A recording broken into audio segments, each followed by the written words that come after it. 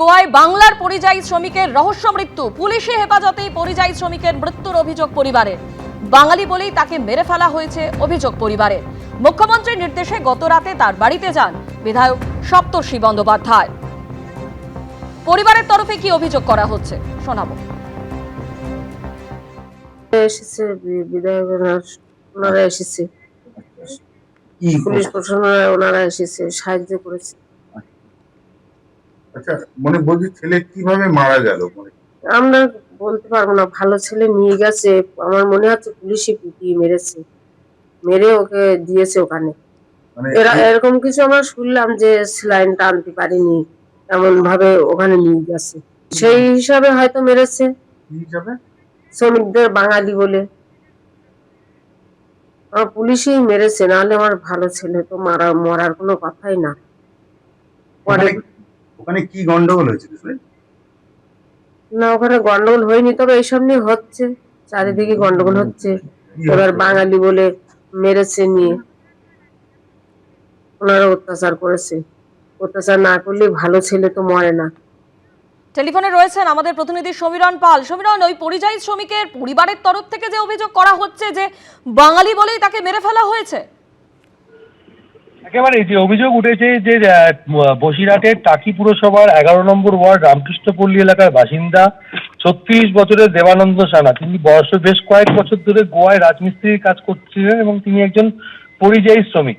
এবং সেই পরিযায়ী শ্রমিক এই দেবানন্দ সানাকে কয়েকজন মারধর করে কিছুদিন আগে, এবং তার ফলে গত 26শে ডিসেম্বর তার ওখানে পুলিশ তাকে মারধর করা সত্ত্বেও পুলিশ তাকে গ্রেপ্তার করে এবং পুলিশ অফিস হেফাজতে থাকাকালীনই গত 26শে ডিসেম্বর তার মৃত্যু হয়। এবং এই মৃত্যুর ঘটনায় পরিবারের তরফ থেকে অভিযোগ করা হয় যে বাঙালি বলেই তার ওপর এরকম অত্যাচার করা হয়েছে, তাকে মারধর করা হলেও তাকেই বরঞ্চ গোয়া পুলিশ গ্রেপ্তার করে এবং পুলিশ হেফাজতে তার মৃত্যু হয়। এবং এই ঘটনায় তার পরিবারের লোকজন যখন সরব হয়েছে এবং মুখ্যমন্ত্রীর কাছে তারা সাহায্য চেয়ে আবেদনও জানিয়েছেন, আর সেই কারণে মুখ্যমন্ত্রীর নির্দেশেই শুক্রবার রাতে বসিরহাট দক্ষিণের তৃণমূল বিধায়ক তিনি পৌঁছন এবং গিয়ে তিনি পরিবারের সদস্যের সঙ্গে কথা বলেন। সপ্তর্ষি বন্দ্যোপাধ্যায় পরিবারের পাশে থাকার আশ্বাস দেন এবং তিনিও স্পষ্ট অভিযোগ করেছেন যে বাঙালি হওয়ার কারণেই গোয়ায় কর্মরত এই পরিযায়ী শ্রমিক, তাকে মারধর করার ঘটনায় পুলিশ তাকেই গ্রেপ্তার করে এবং পুলিশ হেফাজতে তার মৃত্যু হয়। এই ঘটনায় তারা তীব্র নিন্দা করেন এবং মুখ্যমন্ত্রীর নির্দেশেই বসিরহাট দক্ষিণের বিধায়ক গতকাল তার টাকির বাড়িতে যায় এবং পরিবারের সঙ্গে কথা বলেন, পরিবারকে সব রকম সাহায্য করার আশ্বাস দেয়। ধন্যবাদ সমীরণ। আর এই ঘটনায় মুখ্যমন্ত্রীর নির্দেশে গত রাতেই মৃত পরিযায়ী শ্রমিকের বাড়িতে যান বিধায়ক সপ্তর্ষি বন্দ্যোপাধ্যায়। তিনি কি বললেন শোনাবো। ওনার পরিবারের কাছ থেকে আমরা জানতে পেরেছি এবং প্রশাসনের মাধ্যমে জানতে পেরেছি 26 তারিখ স্থানীয় একটা গন্ডগোল হয়, পুলিশ ওনাকে ধরে নিয়ে গিয়ে অ্যারেস্ট করে এবং গোয়াতে একজন বাংলার সেন্টারিং করতে যাওয়া পরিযায়ী শ্রমিকের উপর অত্যাচার করার পর তাকে হাসপাতালে ভর্তি করা হয় এবং হাসপাতালেই তার মৃত্যু হয়। বাংলা বিরোধীরা বাঙালিদের উপর, পরিযায়ীদের উপর যে অত্যাচার করছেন, যার জন্য আমরা বারবার সরব হয়েছি, আমাদের মুখ্যমন্ত্রী এবং আমার নেতা অভিষেক বন্দ্যোপাধ্যায় বারবার সরব হয়েছেন, আমরা সেটাই আবার বাংলার মানুষকে বলতে চাই। এটা ভারতবর্ষ, সকলের সমান অধিকার, সার্বভৌম রাষ্ট্র। একটা বাঙালি বলে, বাংলা ভাষী বলে, বাংলা ভাষার বিদ্বেষীদের যেভাবে অত্যাচার করা হচ্ছে, তার জন্য আমরা অত্যন্ত দুঃখিত। কয়েক মাসের মধ্যেই ভোটের লাইনে দাঁড়াবে পশ্চিমবঙ্গবাসী, আর তার আগে বছরের দ্বিতীয় দিনেই কে কত আসনে জিতবে তাই নিয়ে শুরু হয়ে গেল চ্যালেঞ্জ, পাল্টা চ্যালেঞ্জ। বারুইপুর থেকে অভিষেক বন্দ্যোপাধ্যায় বললেন 2021-এ 214টি আসনে জিতেছিল তৃণমূল, 26-এর ভোটে একটা হলেও তাদের আসন বাড়বে। আর অন্যদিকে মালদার চাঁচল থেকে শুভেন্দু অধিকারীর হুঙ্কার, রাজ্যের সনাতনীরা একটু এগিয়ে এলে 220টা আসনে বিজেপি জিতবে।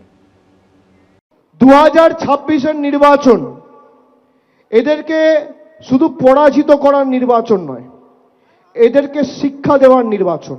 2021-এ তৃণমূল জিতেছিল 214, এবার একটা হলেও আসন বাড়বে। যদি গোটা রাজ্যে উত্তর মালদাকে দেখে সনাতনীরা একটু এগিয়ে আসে না, 200 নয় 220টা সিটে বিজেপি জিতবে। উত্তরে শুভেন্দু অধিকারী, দক্ষিণে অভিষেক বন্দ্যোপাধ্যায়। দুজনেরই রণংদেহী মেজাজ। নতুন বছরের দ্বিতীয় দিনেই কার্যত বেজে গেল বিধানসভা ভোটের প্রচারের বাদ্যি।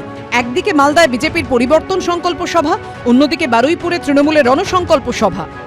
তৃণমূল কংগ্রেসের আসন সংখ্যা এবং ভোট শতাংশ 2021-এর নিরিখে 26-এ বাড়বে। 2021-এ তৃণমূল জিতেছিল 214, এবার একটা হলেও আসন বাড়বে। আপনাদের কথা দিতে হবে সেই একটা আসন যেন এই দক্ষিণ 24 পরগনা থেকে হয়, কিন্তু একটা বুথেও বিজেপিকে গণতান্ত্রিকভাবে মাথাচাড়া দেওয়ার সুযোগ করা যাবে না।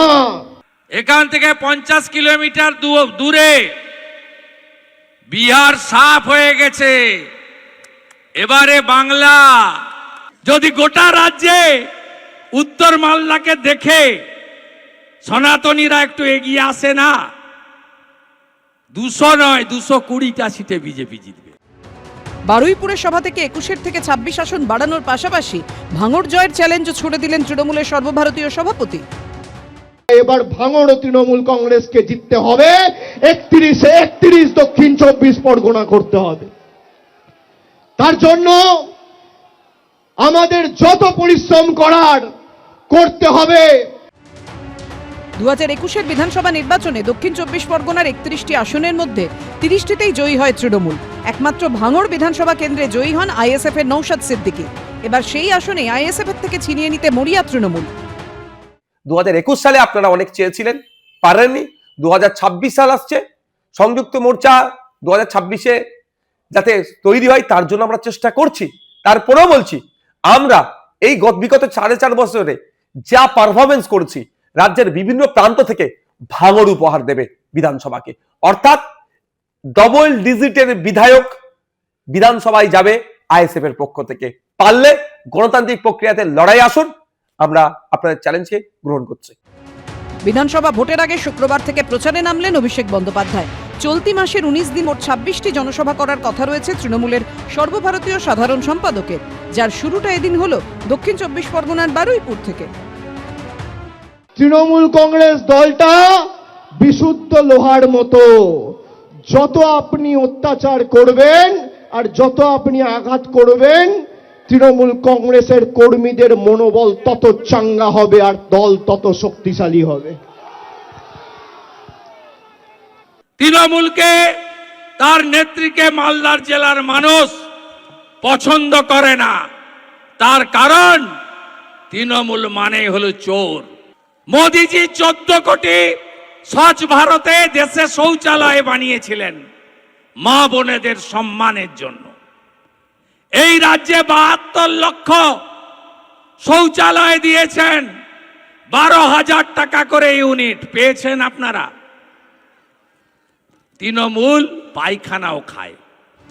কয়েক মাস পরে বিধানসভা ভোট, তার আগে বছরের শুরুতেই রাজনৈতিক চাপানুতরে তেতে উঠল রাজ্যের রাজনৈতিক মাটি। কৃষ্ণেন্দু অধিকারী, অভিজিৎ চৌধুরী ও রঞ্জিত হালদারের রিপোর্ট, এবিপি আনন্দ। এবিপি আনন্দ, এগিয়ে থাকে, এগিয়ে রাখে।